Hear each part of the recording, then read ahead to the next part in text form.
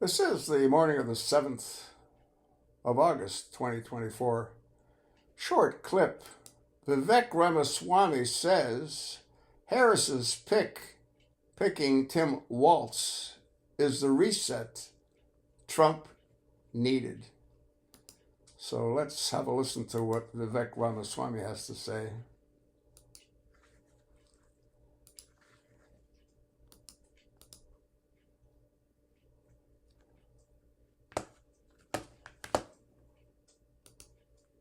See if there's an ad. There's an ad there first. There's always an ad first. Yeah. It should hopefully be over soon. Former presidential candidate Vivek Ramaswamy is here. How does this pick change the dynamic of this race, Vivek? The reality is, to be totally frank, the last few weeks have not been our best, Jesse. This gives us the reset that we needed. This is a gift from on high from the Democratic Party. It is also a lens into how Kamala Harris will govern. Unlike a lot of other people, I don't think Kamala Harris is particularly ideological. I don't think she has far left ideology. I don't think she has any ideology. But it shows how she's going to buckle to pressure, because this was the first presidential style decision that she had before her. Do you want a governing agenda of a centrist who I disagree with on a lot of things, but Josh Shapiro, or do you want to buckle to the cave of pressure from the radical left? She made the choice. And so I think this is our best lens to see how she's actually going to govern. The reality is the vice president is far less relevant. He's not going to be the one setting policy. The reason I actually find this decision fascinating is it gives us a lens into the way Kamala Harris makes decisions. And the reality is she buckles to the person who ultimately puts the most pressure on her. That's what we learned today. This is a gift. It resets the race. And I think we are on path back yet, once again, to a victory, because Pennsylvania could back again be in play for Republicans. Yeah, you're right. Shapiro definitely was going to help with Pennsylvania. He doesn't help anywhere. They say he helps with the Midwestern white man. Are they going to buy this guy? This guy that wants to give boys tampons in fourth grade? The reality is this is a guy they're pitching in completely the wrong way as some type of Midwestern unifier. First of all, you can't be the unifier while also leading the charge on calling 70+ million Americans weird in his term.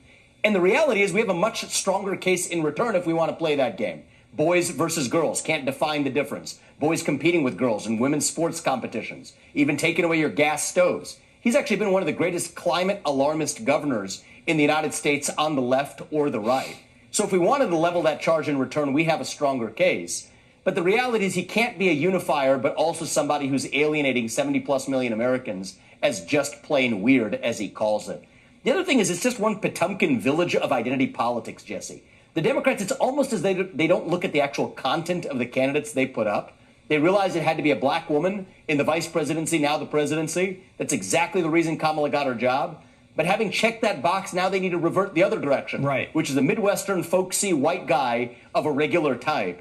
And the reality is when they stop giving positions out on the basis of merit and start using these group quotas in either direction, they end up with the worst of all worlds, and that's what this ticket represents. The Minneapolis riots, that's going to be front and center in this campaign. It's going to be about the economy. But remember in that summer what happened. He let that city burn. He let it burn. And then blamed America for the fact that it burned. Why would she pick someone like that on the ticket? Why? Because she's nuts! Well, the fact of the matter is she wasn't making a sound decision, but there's three issues that matter in this election, Jesse. Immigration, economy, crime. On economy, he raised taxes, shows you what he thinks about economic growth. On immigration, he wants to build a ladder over the border wall and give free health care and taxpayer-funded subsidies to migrants. And on crime, that's really where the George Floyd riots come in. This is not turning America into St. Paul or Minneapolis. That's what they want to do. We say no. We have a clear choice to do it in the ballot box in November. And I think this is now our race to lose. Let's step up, focus on our agenda. And if we do, we win this thing once again. You're right about the Democrat machine. They have decided to run crazy San Francisco and burning Minneapolis against Donald Trump. And that is just, that's not going to work out. I don't think it's going to work out. We'll wait and see, but that's just crazy. Vivek, thanks as always. Yeah. So, what do you think, huh? Yeah, camel face on her knees is completely insane.